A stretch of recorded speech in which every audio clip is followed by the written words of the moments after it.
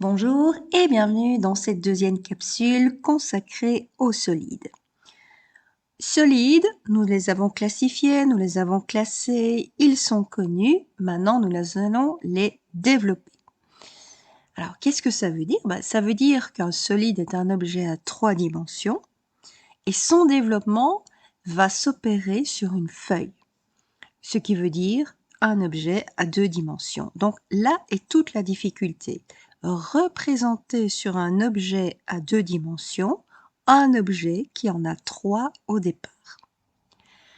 Alors, ce n'est pas si simple que ça. Certains solides ont des développements assez ardus, vous allez voir. Donc, courage, allez go, c'est parti. Bon, d'abord, avant toute chose, cette capsule va vous demander d'être encore plus actif que d'habitude. Donc, munissez-vous d'un matériel de géométrie qui va vous permettre de tracer au fur et à mesure les développements que je vais vous mentionner.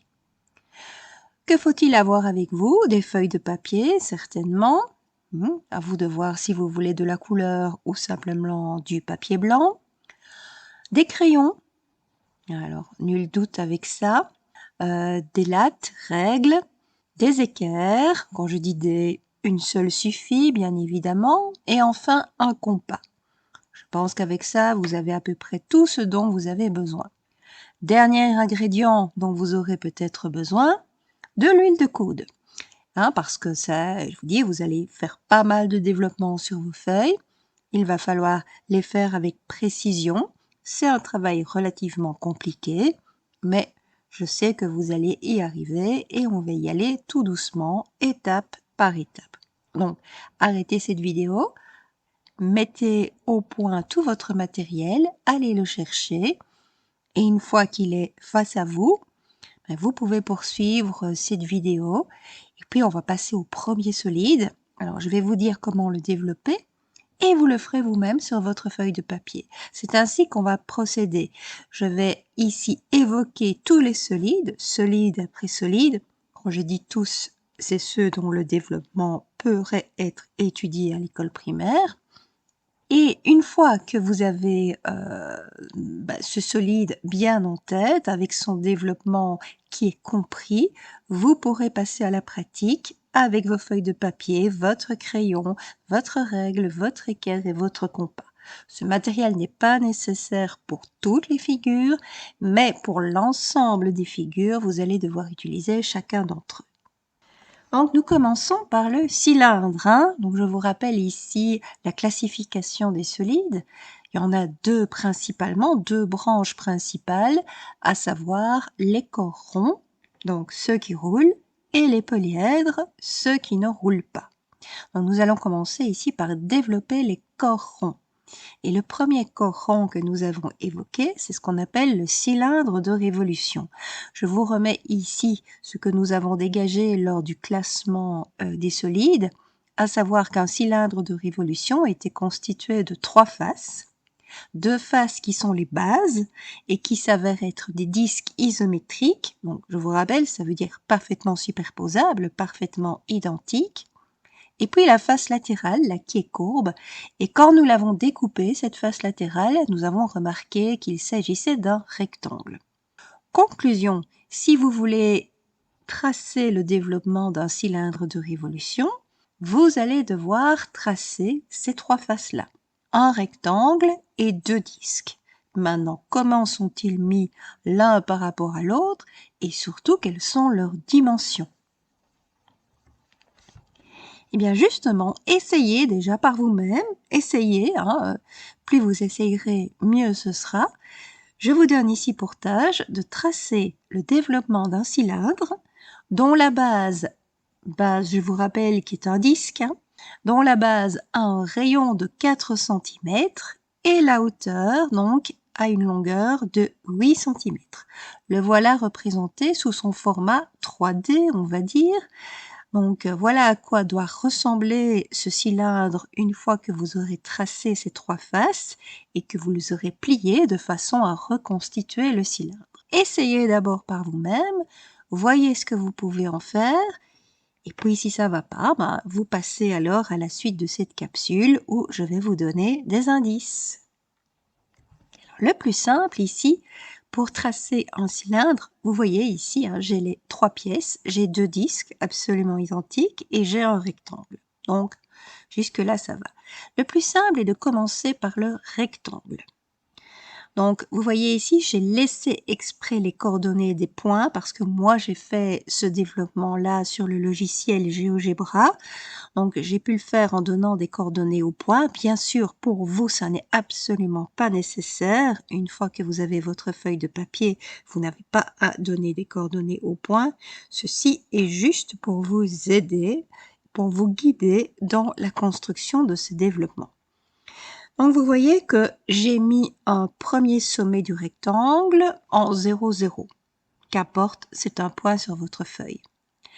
Ce qui est plus important, c'est que 8 cm plus haut, donc c'est pour ça que vous voyez les coordonnées 0,8, j'ai placé le deuxième sommet du rectangle.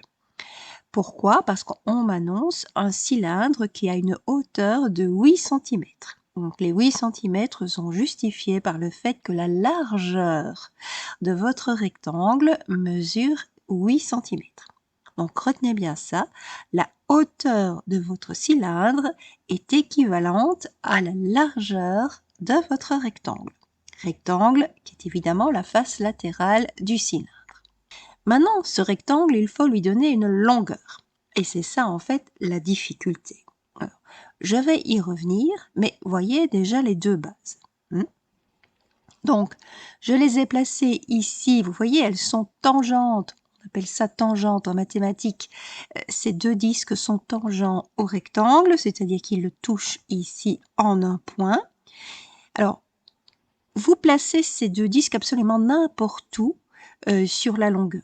Moi, je les ai mis, vous voyez, à un certain point ici qui aura une abscisse 4. J'aurais pu absolument le mettre absolument n'importe où tant que ça se place d'un côté comme de l'autre du rectangle et au niveau de sa longueur. Il n'y a même pas besoin qu'ils soient à la même hauteur, ces disques-là. Il y en a un qui peut être au début de la première longueur et l'autre à la fin de la deuxième longueur. Ça n'a absolument aucune importance. Mais pour que ce soit plus joli, je les ai mis à la même hauteur et à l'abscisse 4, comme vous voyez.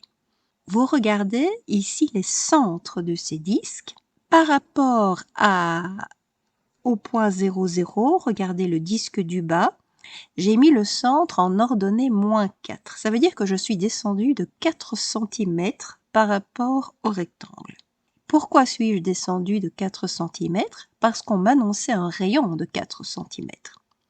Donc en fait, ici, la distance entre le centre de votre disque, quoiqu'ici, puisque je n'ai pas donné de couleur, il s'agit d'un cercle, mais le centre de votre disque par rapport à la longueur de votre rectangle, la distance est de 4 cm. En haut comme en bas. Donc c'est pour ça ici que je suis allée jusqu'à l'ordonnée 12 pour le deuxième disque, puisque vous voyez que je partais d'une hauteur de 8, donc j'ai ajouté 4 pour obtenir 12. Et pourquoi ai-je ajouté 4? Parce que ce sont les 4 cm de mon rayon. Ici, vous allez tracer, alors pour le moment, la longueur de mon rectangle, elle est toujours mystérieuse. Vous tracez simplement des segments pour tracer ces longueurs.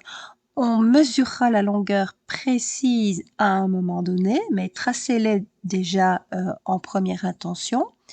Donc je répète pour que ce soit bien clair.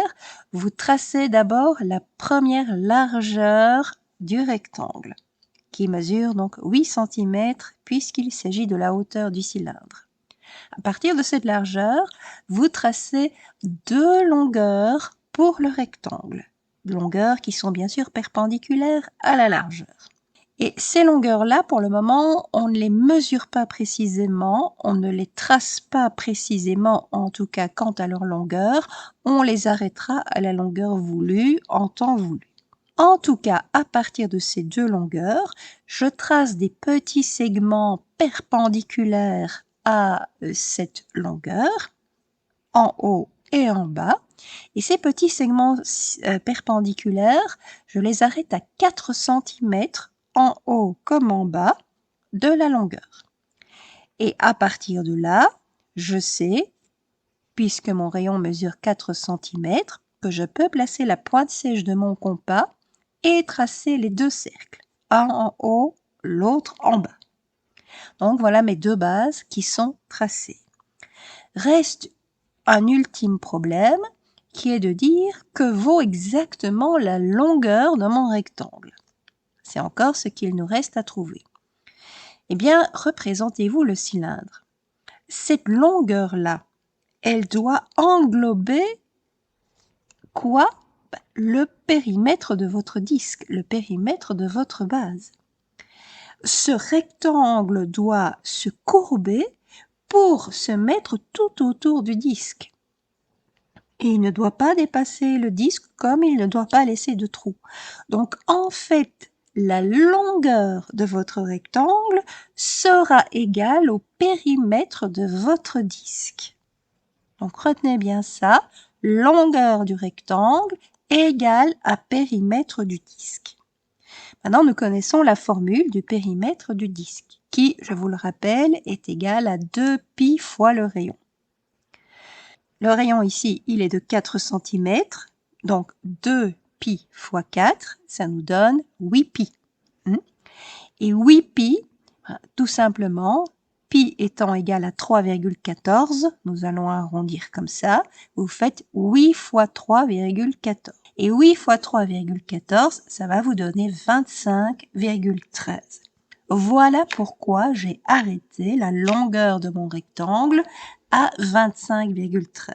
Donc, vous avez les deux sommets ici, restants du rectangle, qui vont être placés pour celui du bas à 25,13 et 0, et puis pour celui du haut à 25,13 et 8. Donc, et ne faites pas attention ici aux coordonnées. Je vous ai dit, moi, c'est pas pour vous aider par rapport au fichier GeoGebra que j'ai réalisé. Mais réellement, qu'est-ce qu'il faut faire? Je reprends. Vous tracez le rectangle. Donc, d'abord, ici, sa largeur qui est égale à la hauteur du cylindre, c'est-à-dire ici 8 cm.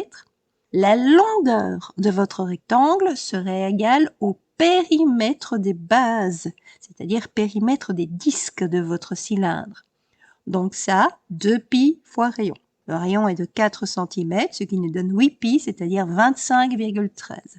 Donc, vous faites ici un rectangle de largeur 8 cm et de longueur 25,13 cm. Bon, on essaye d'être précis.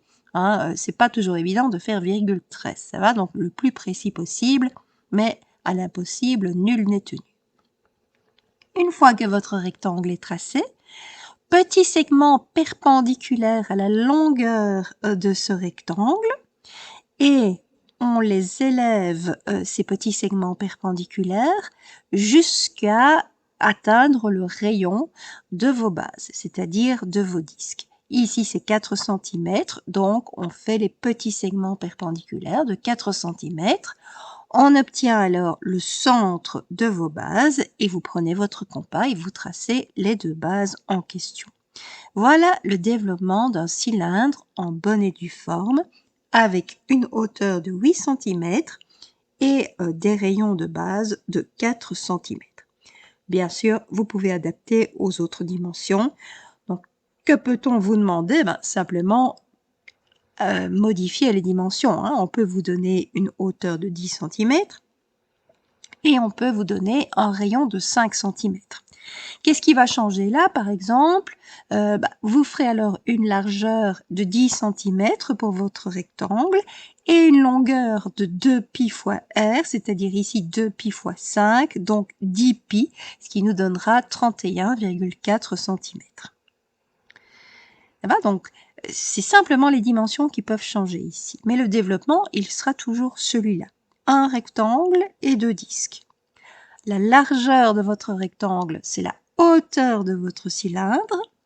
La longueur de votre rectangle, c'est le périmètre de vos bases, c'est-à-dire de vos disques. Puis alors, il suffit bien sûr de dessiner les disques en s'éloignant perpendiculairement du rectangle d'une longueur égale au rayon de vos disques. Voilà.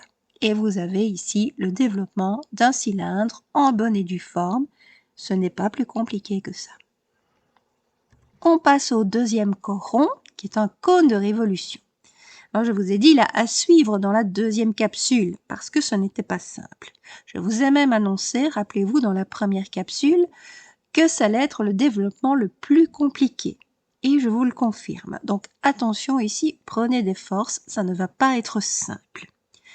Donc, je vous ai annoncé deux faces pour le cône de révolution. La base, qui est un disque. Bon, jusque-là, ça va.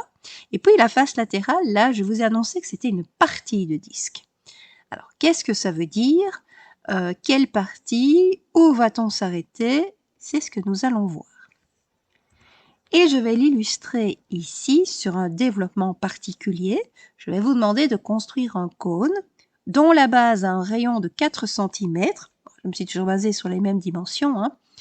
Et la hauteur est de 8 cm. Alors peut-être arrêtez la capsule, essayez de le faire par vous-même. Vous voyez ici à droite le cône en question. Donc sa base est un disque de rayon égal à 4 cm. Et sa face latérale, je vous annonce que c'est une partie de disque. On ne sait pas encore de quoi il s'agit, mais faites des essais.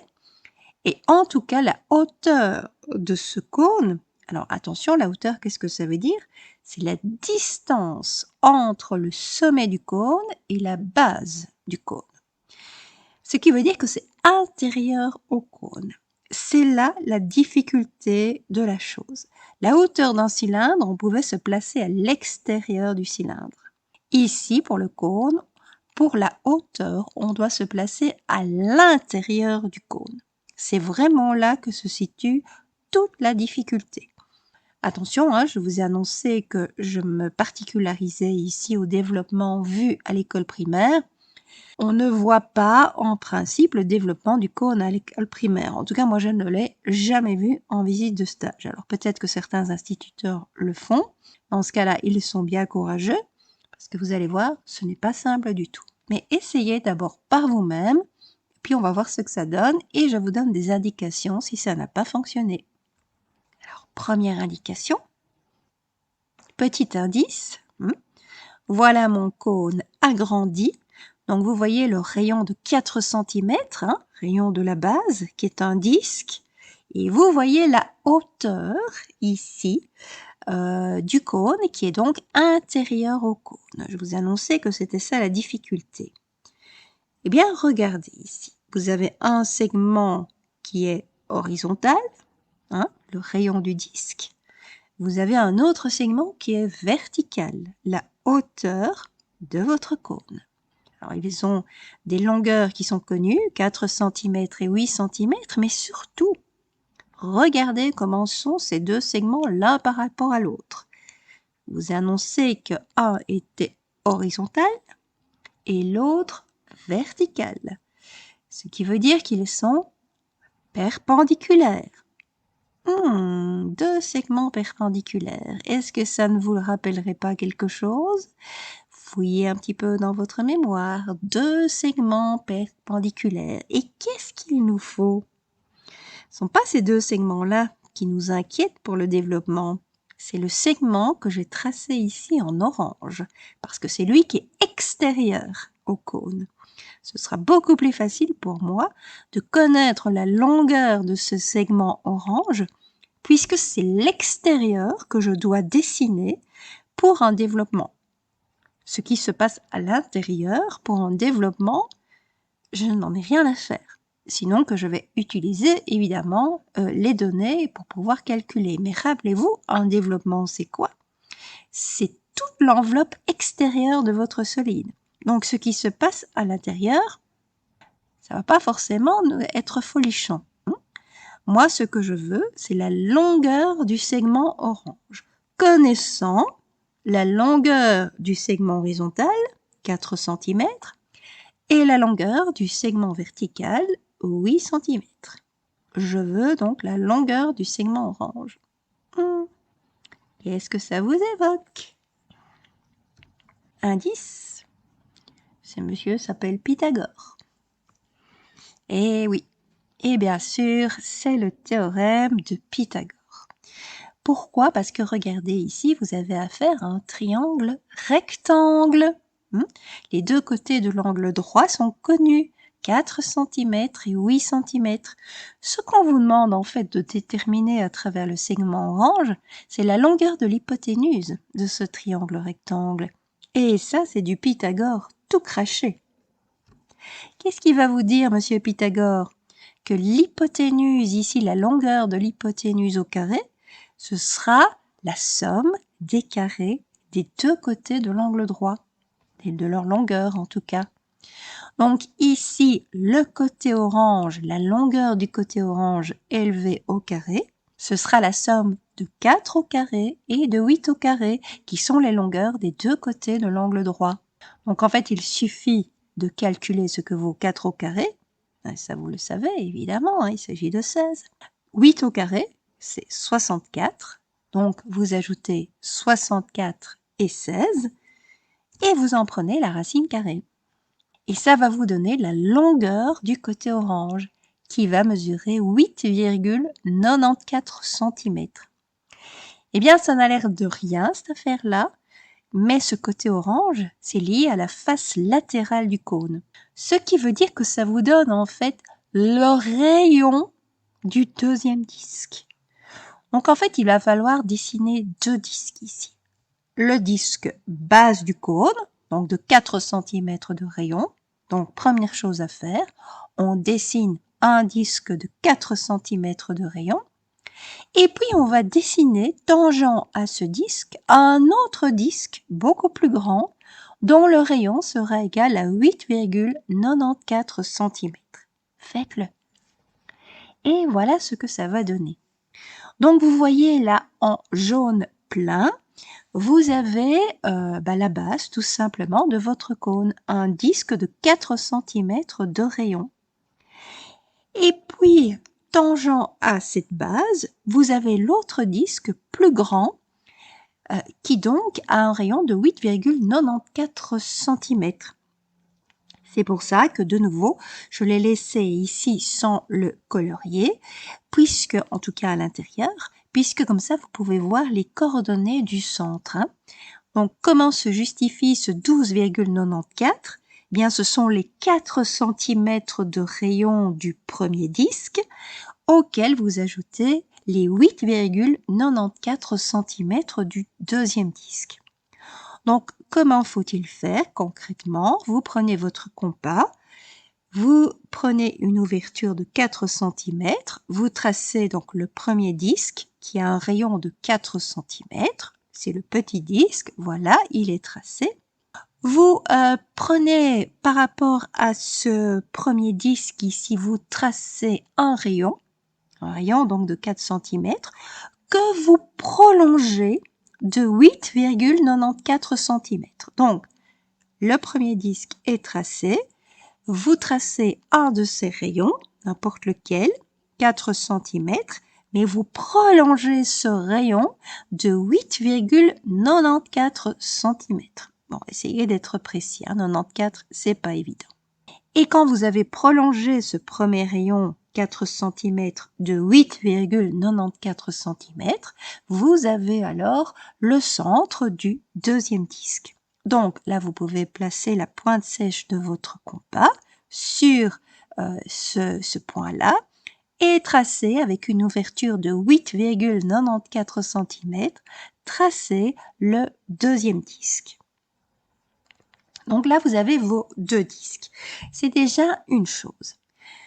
Il y a une autre chose qui va vous permettre de terminer le développement, et cette chose-là n'est pas simple non plus, donc il y avait déjà la première difficulté, utilisation du théorème de Pythagore pour avoir le rayon du deuxième disque, mais en plus on va ajouter une autre difficulté, et rassurez-vous, il n'y en aura plus après, c'est qu'on vous annonce que la face latérale n'est pas un disque plein, mais une partie de disque.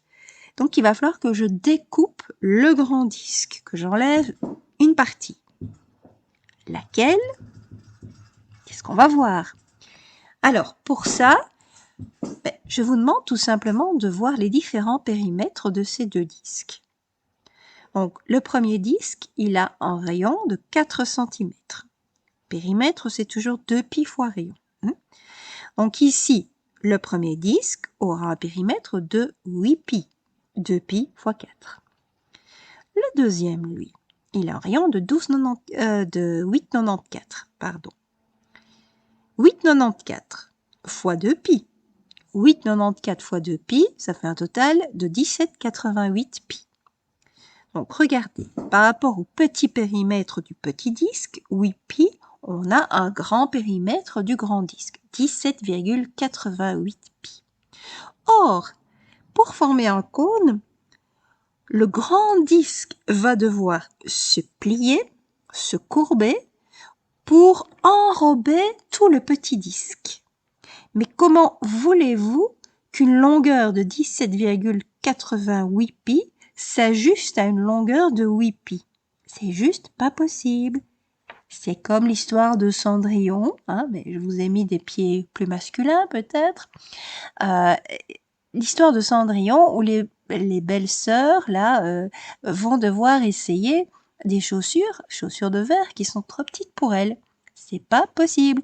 17,88π, c'est des grands panards. 8π, c'est des petites chaussures. Donc, l'un ne va pas avec l'autre. C'est d'ailleurs pour ça qu'on va devoir découper le grand disque de façon à lui laisser une longueur qui sera quoi? Qui sera celle du petit disque. N'oubliez pas que ce grand disque doit enrober 8π. Donc, je dois garder uniquement une longueur de 8π sur le grand disque. 17,88π, c'est beaucoup trop grand. Donc, je vais devoir découper mon grand disque de façon à ne conserver qu'une longueur de 8π. Alors, comment faire ça? On pourrait le faire avec une ficelle, hein, pourquoi pas. Mais nous avons à notre disposition autre chose, à savoir la fameuse règle de 3. Avec 17,88π, donc ça c'est le périmètre de mon grand disque, je fais forcément tout le tour, c'est-à-dire que j'ai un angle au centre de 360 degrés. Et qu'est-ce que je veux avoir? Pas 17,88π, mais 8π. Ah, mais ça correspond à quel angle ça? Règle de 3. Ce que vous faites à l'un, vous allez le faire à l'autre. Situation de proportionnalité. Donc, pour passer de 17,88π à 8π, qu'est-ce que je fais? Je divise par 17,88 et puis je multiplie par 8. Ce que je fais à l'un, je le fais à l'autre. Donc, les angles ici au centre, je vais aussi les diviser par 17,88 et puis les multiplier par 8. Ben, je fais ça. 360 degrés divisé par 17,88 et puis multiplié par 8, vérifiez avec votre calculette, ça donne un angle de 161,07 degrés. Voilà, donc j'ai besoin de mon rapporteur ici pour pouvoir sectionner mon grand disque. Et ça va donner ceci. Alors moi, je l'ai fait avec GeoGebra, hein, mais vous allez le faire sur votre feuille de papier ici. Donc, j'ai tracé par rapport à mon grand disque un rayon, n'importe où, hein, ça n'a pas d'importance. Et à partir de ce rayon, j'ai mesuré un angle que GeoGebra a appelé bêta. Voilà, désolé pour les lettres grecques, mais c'est l'astuce de GeoGebra, ça, il veut appeler les angles avec des lettres grecques. Donc, en tout cas, d'amplitude 161,07 degrés. Et mon rapporteur me signalant à partir du premier rayon un angle de 161,07 degrés, je vais pouvoir alors m'arrêter et tracer un autre rayon, un deuxième rayon. Et cette partie-là, que vous voyez en jaune, est celle que je vais conserver parce que, en fait, la longueur ici du trait jaune, eh bien, ce sera 8π. À cause de cette règle de 3 qui m'a dit, si vous faites un angle de 161,07 degrés, vous êtes sûr alors d'avoir une longueur de 8π. Et c'est parfait parce que c'est ce que je veux pour englober mon petit disque.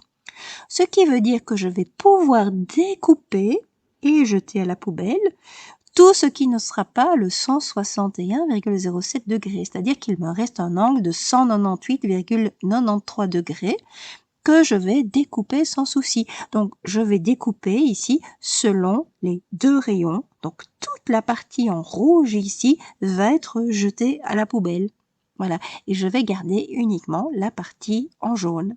Et ce sera le développement de mon cône. Donc, je vous invite à le faire, parce que je pense que par vous-même, vous n'avez peut-être pas forcément obtenu toutes ces valeurs-là. C'est tout à fait normal. Je vous ai annoncé que c'était un développement compliqué, ardu. Vous voyez, il y a quand même beaucoup de choses. Il y a Pythagore pour avoir le rayon du grand disque. Et en plus, il y a la règle de 3 pour dire comment vais-je découper ce grand disque pour garder uniquement la partie qui me convient, c'est-à-dire celle qui va englober le petit disque. Donc tout ça n'est pas simple du tout. En tout cas, faites-le à votre aise. Découpez à partir de votre grand disque la partie donc qui a un angle de 198,93 degrés. Cette partie-là, elle est à jeter. Donc cette partie qui est reprise en rouge ici sur le schéma. Et vous gardez uniquement la partie en jaune et c'est ça qui va donner le développement de votre cône. Bravo, vous êtes parvenu à faire un cône. Ce n'était pas facile du tout. On termine maintenant tous les corons. Donc on a vu le cylindre, on a vu le cône, et il nous reste un troisième coron qui est la boule. Et on s'est dit, il y a une seule face en fait. Une face d'ailleurs que je n'ai pas qualifiée. J'ai parlé de face courbe. Je n'ai pas dit que c'était un disque, je n'ai pas dit que c'était peut-être autre chose. Et en fait, si je n'ai rien dit, c'est pour une simple et bonne raison. C'est que si vous essayez de développer une boule, regardez ici, donc le développement, je vous rappelle, c'est ce qui est extérieur au solide, c'est l'enveloppe extérieure au solide.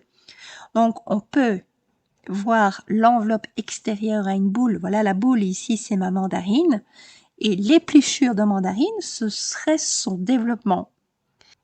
Est-ce que vous pouvez, en épluchant une mandarine, pour ne garder donc que les épluchures, essayer de retrouver une face courbe qui soit digne de ce nom. Enfin, une face courbe qui, quand vous allez l'aplatir, sera digne de ce nom. Eh bien non, tout va éclater en morceaux.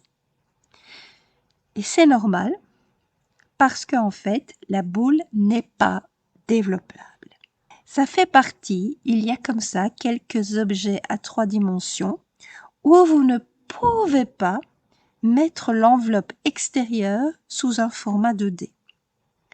Alors, si on était plus loin dans la géométrie, je vous parlerai d'espaces courbes par rapport à des espaces plats.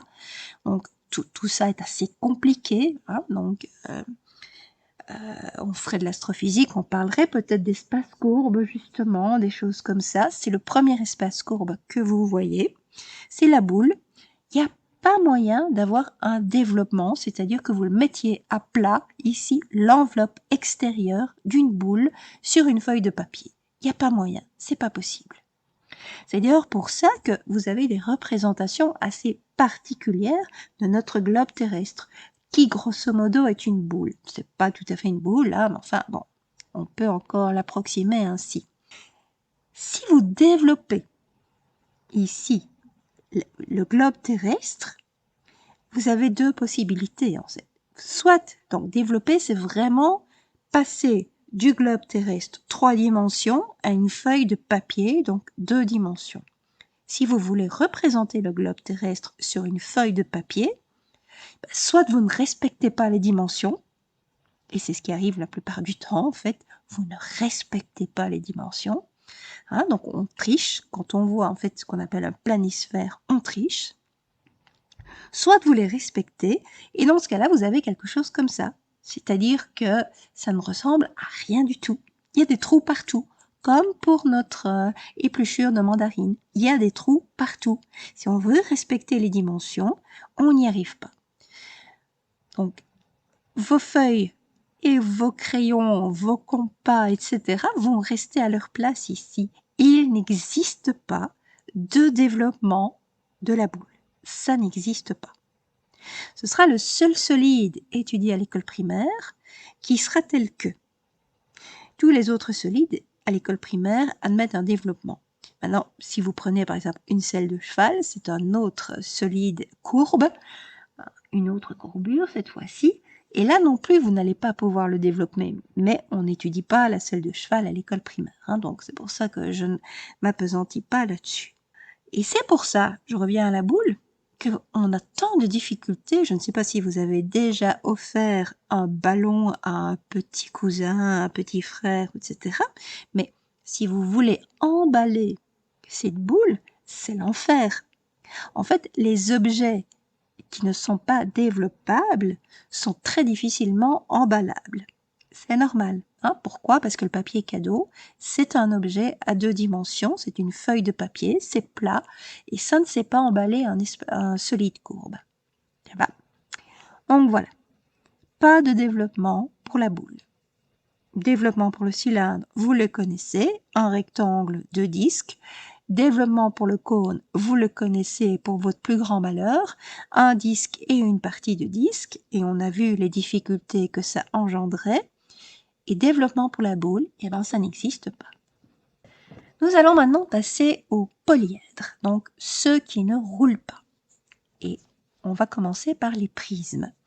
Donc je vous ai dit que tous les prismes, ils sont caractérisés par des choses qui sont communes, et notamment le fait d'avoir 2 bases. Donc il y a 2 faces particulières qui s'appellent des bases et qui sont des polygones, d'où le terme polyèdre évidemment. Je vous en ai dessiné un ici, vous voyez, c'est un prisme droit régulier ici.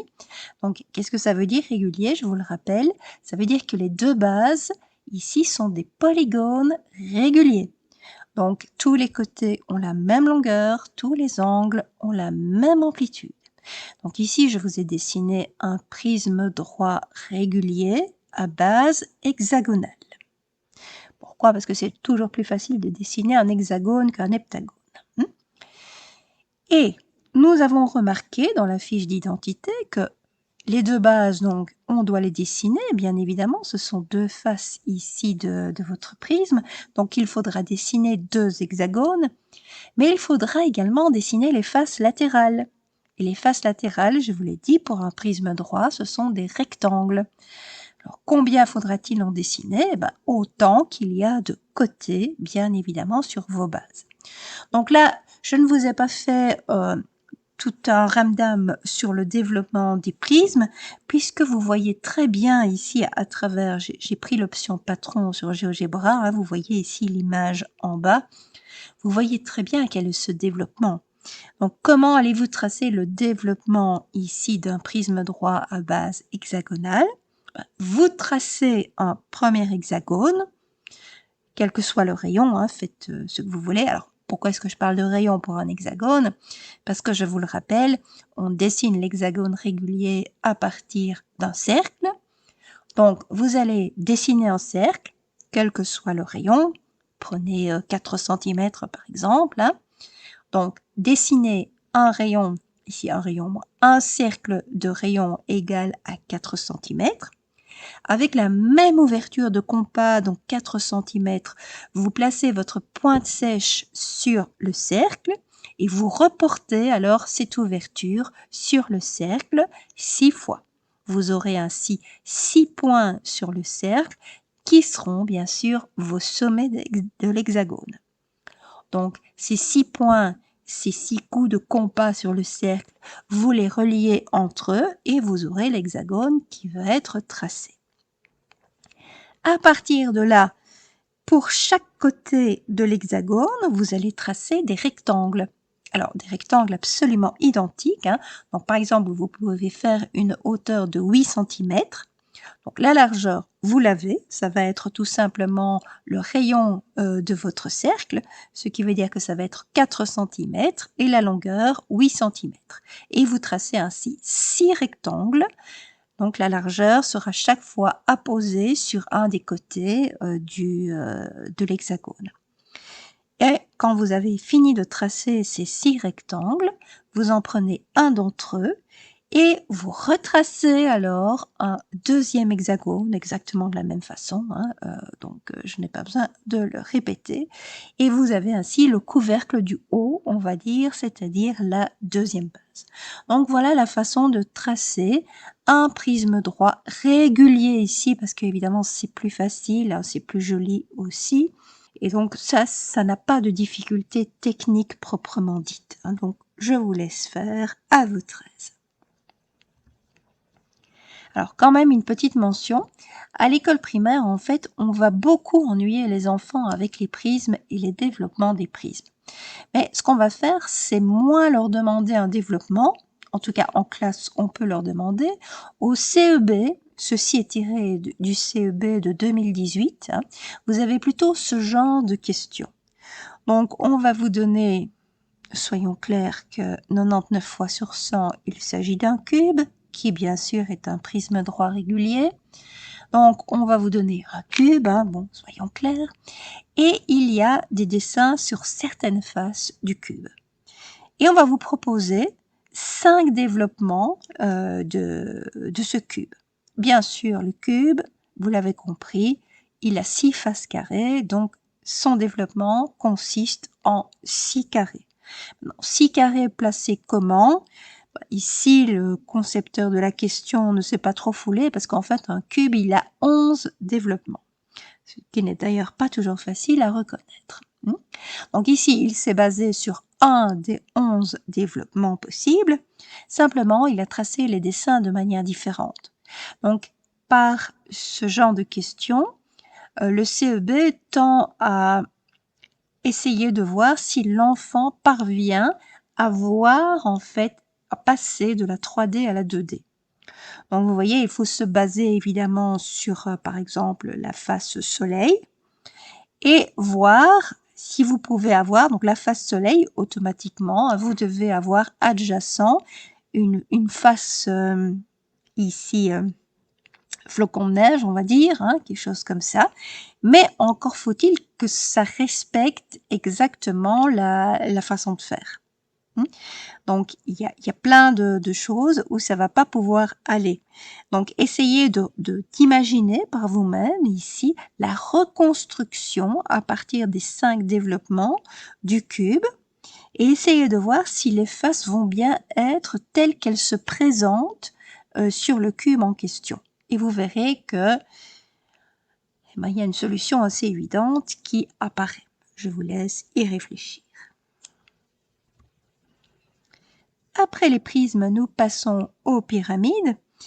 Là aussi, petite difficulté et on va comprendre pourquoi. En fait, la difficulté, elle est identique à la difficulté initiale du développement du cône, à savoir qu'il y a des choses qui se passent à l'intérieur. Donc, la pyramide, elle a quoi? Elle a une base qui est un polygone. Donc, jusque-là, tout va bien. Nous savons tracer un polygone. À partir du moment où ce polygone est régulier, vous savez que la pyramide est dite régulière et c'est ce que j'ai représenté ici. Donc, vous voyez ici que j'ai dessiné une pyramide à base pentagonale. Donc, nous avons ici un pentagone comme base, 5 côtés, hein, vous pouvez calculer. Et ce pentagone, il est régulier. Je l'ai fait exprès. Moi, évidemment, avec GeoGebra, c'est assez simple, hein, on ne va pas se le cacher. Et puis, à partir de cette base ici, vous avez les faces latérales qui sont des triangles. Des triangles d'ailleurs isocèles. Et vous voyez qu'il y en a évidemment autant qu'il y a de côtés par rapport à votre base. Donc ici, moi, à partir du moment où j'ai pris une base qui était pentagonale, je dois forcément dessiner 5 triangles. Et c'est ce que j'ai fait. Vous voyez ici le développement de ma pyramide à base pentagonale. Maintenant, ce que je vais vous demander ici, ce n'est pas une pyramide à base pentagonale, mais à base carrée. Ce sera plus facile. Donc, je vous demande de tracer le développement d'une pyramide à base carrée. Et je vous donne ici les dimensions. Le carré, donc, qui est la base, va avoir des côtés de 4 cm et la hauteur de la pyramide, je pense que vous avez bien compris, avec ce qui se passe, la hauteur de la pyramide va être de 8 cm. Allez-y, essayez ici de construire cette pyramide. Alors, je pense que chacun va évidemment sauter comme la misère sur le monde sur la construction du carré. Il aura tout à fait raison. Donc, construisez d'abord, tracez un carré de 4 cm de côté. Ça, c'est pas compliqué. On va tracer ici le carré de 4 cm de côté. Ce qui est compliqué, c'est de tracer vos triangles. Donc, il faudra 4 triangles puisque votre base a 4 côtés. Oui, mais quelle dimension ces triangles? Quelle hauteur ces triangles?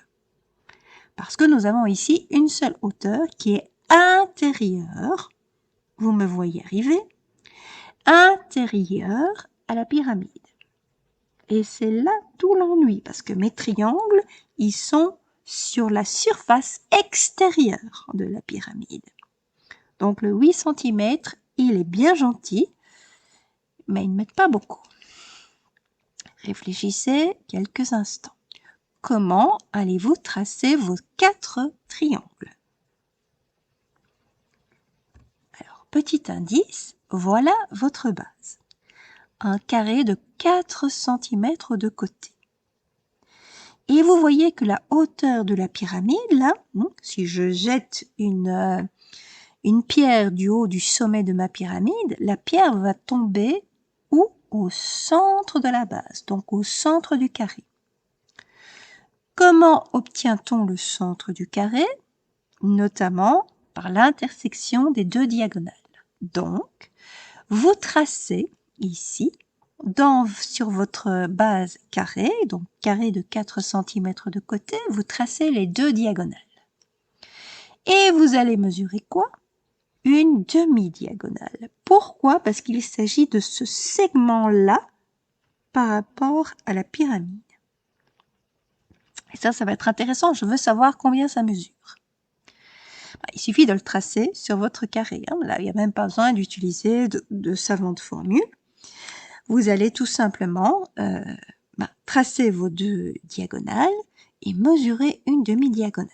Si GeoGebra ne s'est pas trompé, cette demi-diagonale va mesurer 2,83 cm.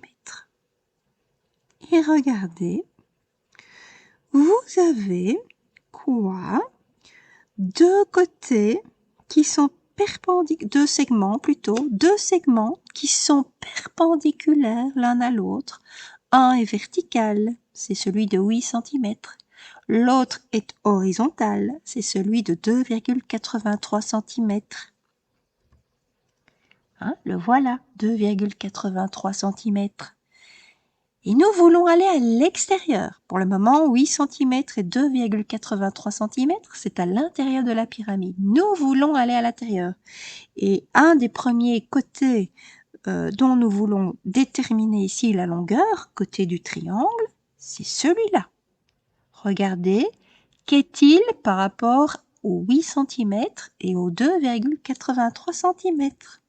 Et oui, de nouveau, vous avez un triangle rectangle qui est intérieur à la pyramide ici. Vous avez les mesures des deux côtés de l'angle droit, 8 cm et 2,83 cm, ce qui veut dire que vous allez pouvoir avoir, grâce à Monsieur Pythagore, la longueur de l'hypoténuse. Donc, comment faut-il faire? Côté de l'angle droit au carré, donc 8 au carré et 2,83 au carré, on additionne ces deux carrés, et ça nous donne le carré de l'hypoténuse. Donc, on sait que l'hypoténuse ici de ce triangle rectangle, qui n'est rien d'autre qu'une arête de votre pyramide, à savoir le côté d'un des triangles, mesure donc 8,49 cm. Et maintenant, comment allez-vous alors déterminer? Vous avez ici la longueur de tous vos côtés de ces faces triangulaires. Là, ce sont des triangles qui sont isocèles, vous voyez. Alors, les deux côtés ici qui mènent au sommet mesurent donc 8,49 cm. La base mesure 4 cm puisque elle est collée au carré. Alors, quelle est la longueur de la hauteur de ce triangle? C'est très simple. De nouveau, un Pythagore. Vous partez ici du milieu de la base, donc à 2 cm, et vous élevez alors un segment pour rejoindre le sommet.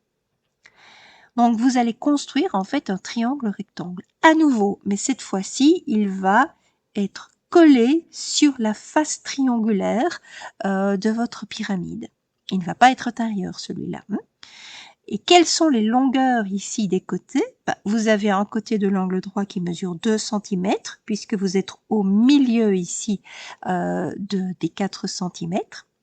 Vous avez un autre côté dont on vient de mesurer la longueur, à savoir l'hypoténuse, qui est de 8,49 cm. Et vous aurez alors le troisième côté, grâce à la relation de Pythagore, qui est donc la hauteur de votre triangle. Et si vous faites le calcul, avec votre calculette, vous allez tomber sur 8,25 cm. Donc maintenant, toutes les dimensions, elles sont claires. Que devez-vous faire? Eh bien, à côté de votre carré de 4 cm de côté, vous allez tracer un segment perpendiculaire à chacun des côtés de ce carré en partant du milieu. Donc ici à 2 cm, milieu du côté de 4 cm de longueur, on mène un segment perpendiculaire, vous le voyez ici en pointillé, de 8,25 cm. Et puis quand on a atteint les 8,25 cm, on s'arrête et on relie alors les sommets du carré à ce point-là obtenu. Et vérifiez, mais ça me paraît clair, vous avez des segments ici de longueur 8,49 cm. Et vous faites ça pour chacun des côtés de votre carré. Donc, j'en ai fait que 2, moi ici, pour ne pas prolonger le plaisir, mais normalement, vous devez avoir un total de 4 triangles comme ça.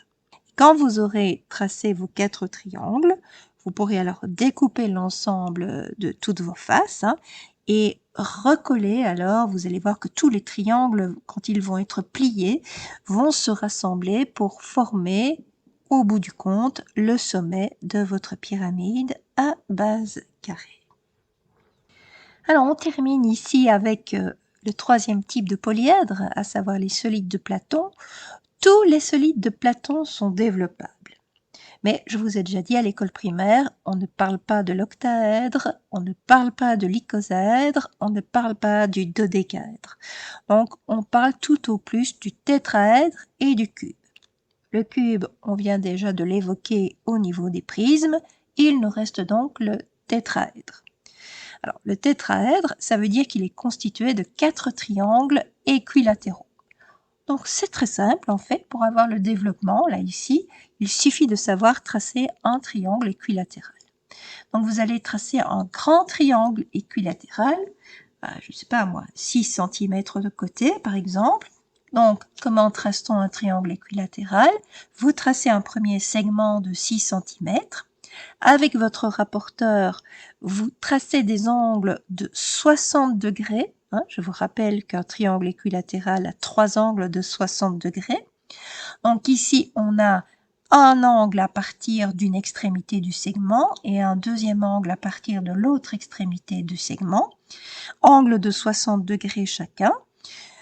À partir de ces angles, donc, vous tracez 2 autres segments qui, bien sûr, vont se rejoindre. Et ces 2 segments auront bien évidemment une longueur de 6 cm de côté. Donc vous allez avoir ici un triangle équilatéral de 6 cm de côté et il suffit de prendre le milieu de chacun des côtés du triangle, voyez, et de les rejoindre, ici de les relier, ces milieux, de façon à avoir un total de 4 triangles équilatéraux. Et ces 4 triangles équilatéraux ici vont pouvoir alors, une fois que vous aurez découpé le grand triangle équilatéral et que vous aurez plié l'ensemble des petits triangles, vont pouvoir alors se rejoindre pour former votre pyramide à base triangulaire qui n'est rien d'autre que le tétraèdre. Donc voilà, Qu'est-ce qu'il faut retenir de tout ça? D'abord que certains développements ne sont pas simples, hein, vous l'avez vu. Un développement d'un cube, c'est facile. C'est d'ailleurs le premier prisme à être développé à l'école primaire. Un développement d'un parallélépipède rectangle, je n'en ai pas parlé, mais c'est simple aussi. Il suffit de tracer 6 rectangles. Par contre, il y a des solides qui sont quand même ardus à développer, hein. Le cône, les pyramides, ce sont pas des cadeaux, hein. Mais nous les avons vus, comme ça vous avez vu ce qu'il y a de plus compliqué. Vous avez également remarqué que les fiches d'identité sont absolument nécessaires. Si on ne connaît pas le solide, on ne sait pas le développer. De quoi est-il constitué, ce solide? Alors, ne partez pas non plus de rien quand vous faites ce genre de leçons, que ce soit en stage ou dans votre pratique future. Amenez des solides.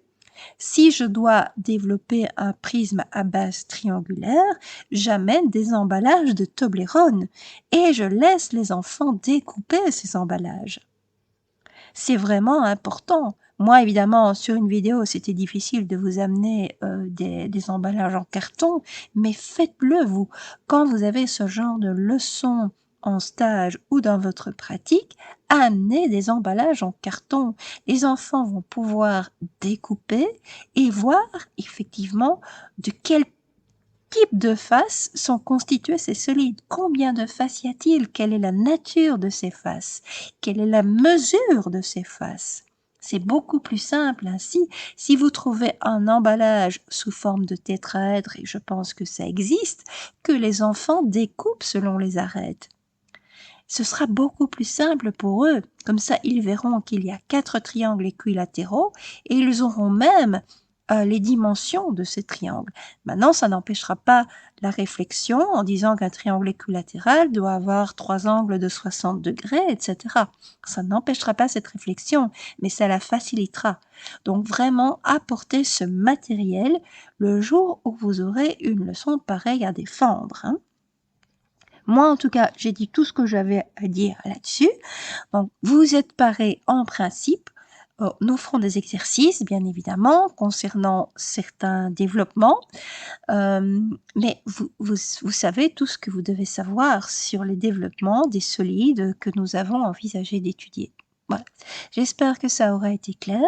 Je vous remercie beaucoup pour votre attention et je vous donne rendez-vous pour la prochaine capsule.